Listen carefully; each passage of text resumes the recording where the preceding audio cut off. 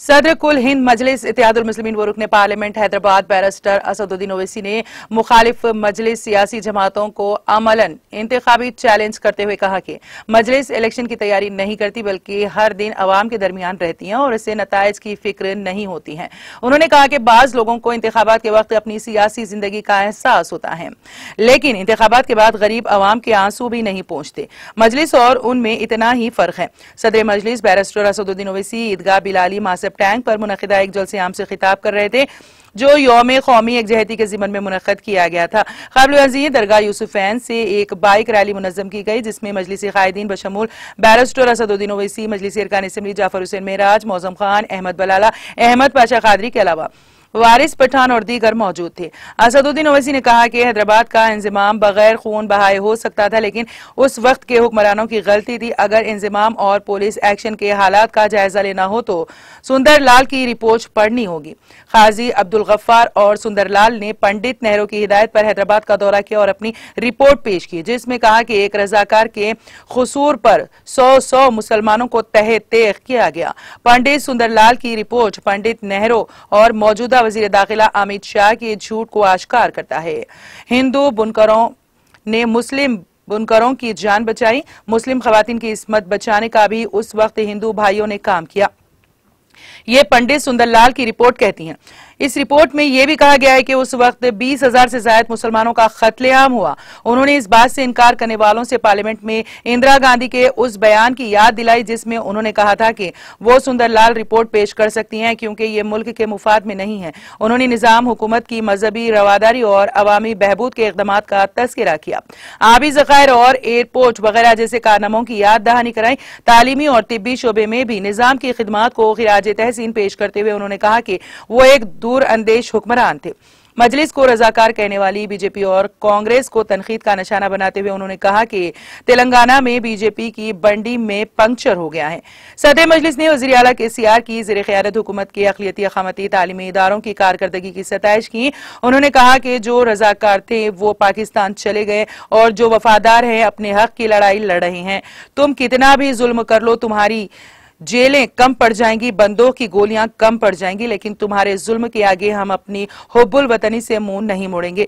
मजलिस ने लोगों के दरमियान में भारत के आइन के एतमाद को मजबूत किया, अपने सियासी सफर के जरिए अपनी सियासी क़यादत को मजबूत करने की आवाज दी। बैरिस्टर ओवैसी ने मजलिस पर तनकीद करने वालों को मजलिस की तारीख पढ़ने की दावत दी है।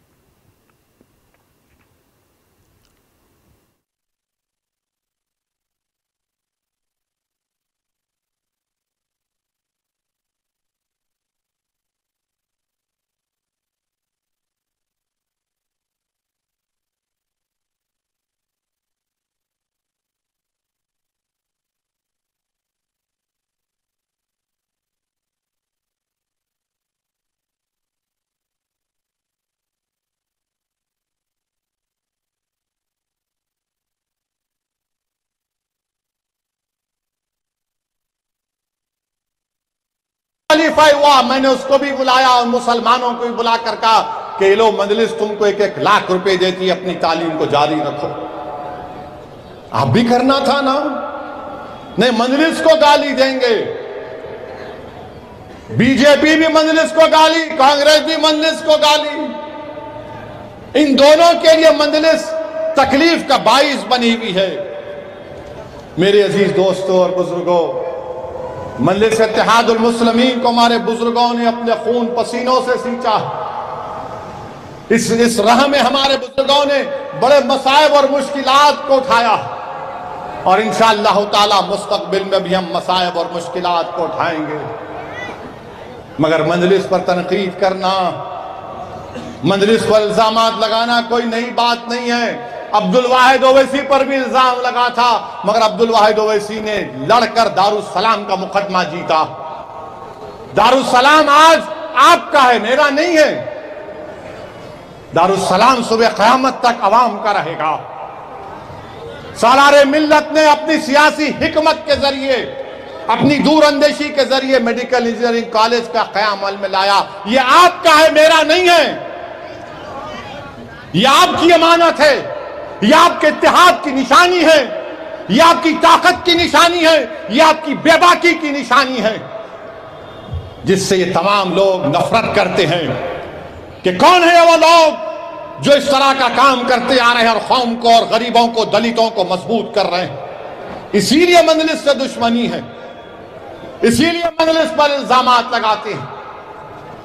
अब यकीनन इलेक्शन आ रहा है तो बड़े बड़े लोग आ रहे हैं, बड़े बड़े इनके लीडर नेता आ रहे हैं, और जो कोई भी आ रहा है बोल रहा है नहीं, हम हैदराबाद से निकलकर अवाम की ताईद और अवाम की दुआ, हैदराबाद की अवाम की ताईद और दुआ लेकर हमारे बुजुर्गों की सरपरस्ती हासिल करके जब मैं उत्तर प्रदेश, बिहार, झारखंड, मध्य प्रदेश, राजस्थान, कर्नाटका, इन सब जगहों पर जा रहा, तुम मेरे घर में आके तुम दस्तक दोगे।